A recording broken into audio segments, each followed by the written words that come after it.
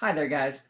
I just wanted to talk to you tonight about the concepts of essence and existence. Again, we go back to these more traditional Aristotelian concepts of causality and nature and the natural order, and I think that'll help organize our thinking as we move forward into a new kind of metaphysical situation.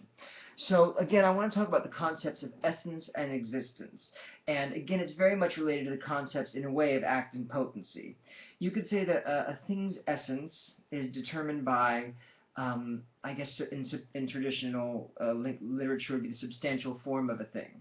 So that the essence of a thing was its substantial form. What does that mean? Again, I think this is the time for us to go directly to the heart of the matter and talk about qualia states themselves as the ultimate examples of essences and existences.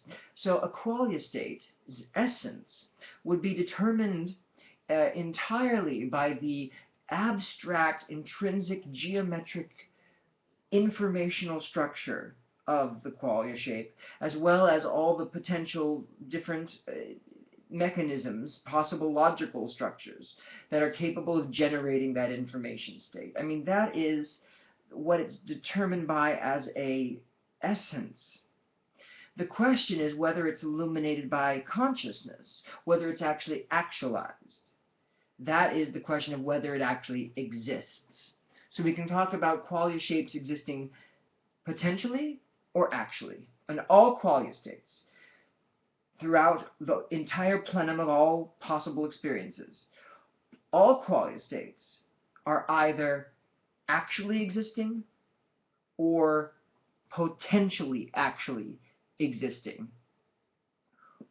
or necessarily potentially existing, but not possibly actually existing. And this is a very strange idea that I'm going to talk about more later, and it comes to a very interesting conclusion about a way for us to get into what is going on and what God is about.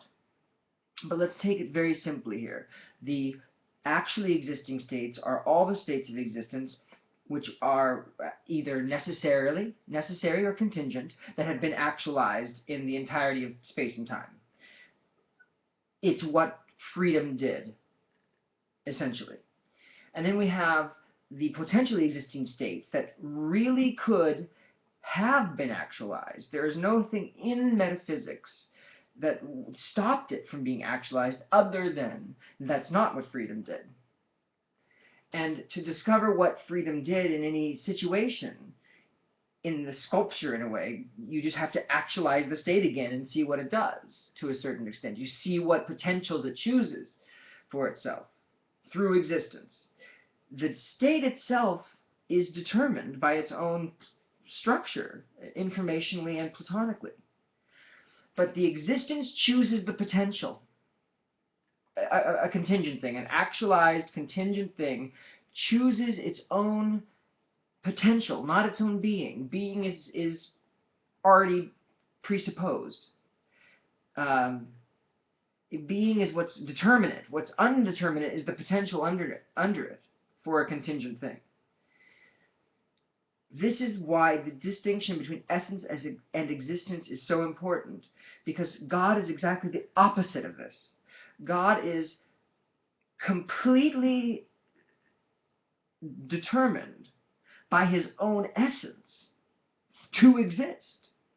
The determination within God is a kind of complete existential determination. It's what determination is, both as a literal concept and figurative meaning of that term. I am determined. The determination is the solidification of the will towards a state, literally towards a shape.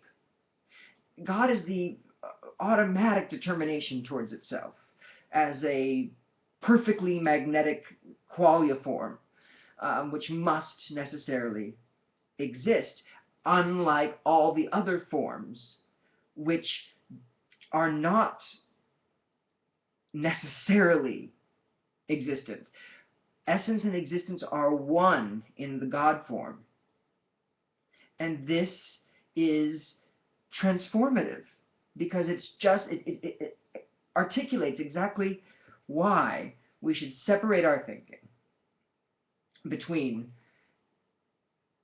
our kind of existence and the divine kind of existence, because it is essence as existence.